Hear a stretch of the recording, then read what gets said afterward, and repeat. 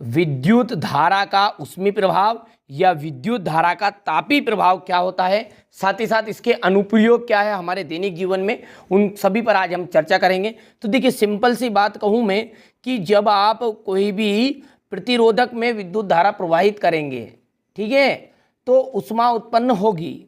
यानी कि सिंपल सी बात यह है कि आपने ये जो बल्ब जिसकी रोशनी में आप ये वीडियो देख रहे हैं, इस बल्ब में मैंने वहाँ से जब विद्युत धारा प्रवाहित करी, ठीक है, तो इसके पास जैसे ही मैं हाथ लेके जाऊंगा तो मुझे गर्मी महसूस होगी, गर्मी, ठीक है, यानी कि ऐसा लगेगा यानी कि ऊष्मा उत्पन्न हो रही है। इसी तरह प्रेस का उदाहरण आप ले सकते हैं, प्रेस करते जो, ठीक है, हीटर, इन सब का उदाहरण आप समझ सकते हैं। ये सब जो विद्युत धारा के द्वारा ऊष्मा उत्पन्न होने की जो घटना होगी, यानी कि दी थी कि हमने विद्युत धारा और उस करंट के द्वारा क्या उत्पन्न हो रही है, ऊष्मा उत्पन्न हो रही है। ये जो घटना हुई ना, तो इसी को कहते हैं विद्युत धारा का उष्मी प्रभाव। सिंपल सी बात समझ में आ गई आपको कि जब किसी प्रतिरोधक में विद्युत धारा प्रवाहित करते हैं तो ऊष्मा उत्पन्न होती है। उस विद्युत धारा के द्वारा ऊष्मा उत्पन्न होने की ये जो घटना हो रही है,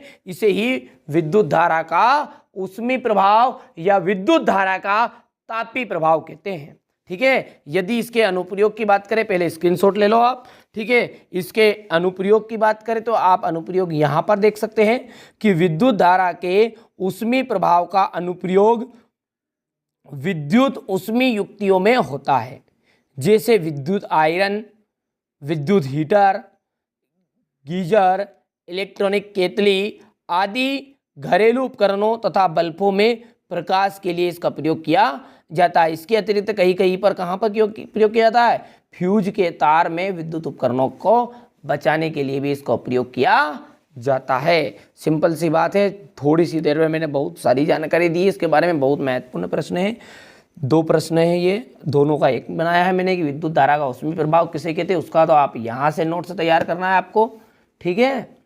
और इसके बाद में इसके अनुप्रयोग का यहाँ से, विद्युत धारा के उष्मी को कहते हैं तापी प्रभाव, ठीक है। तो ये इसका ये यहाँ से करिएगा, ठीक है, अनुप्रयोग वाला क्वेश्चन नंबर 16। चलिए, तो इसी तरह के जो इंपॉर्टेंट क्वेश्चन है ना, उनको देखने के लिए चैनल को आप सब्सक्राइब जरूर कर लीजिएगा, नोटिफिकेशन ऑन करके रख लीजिएगा।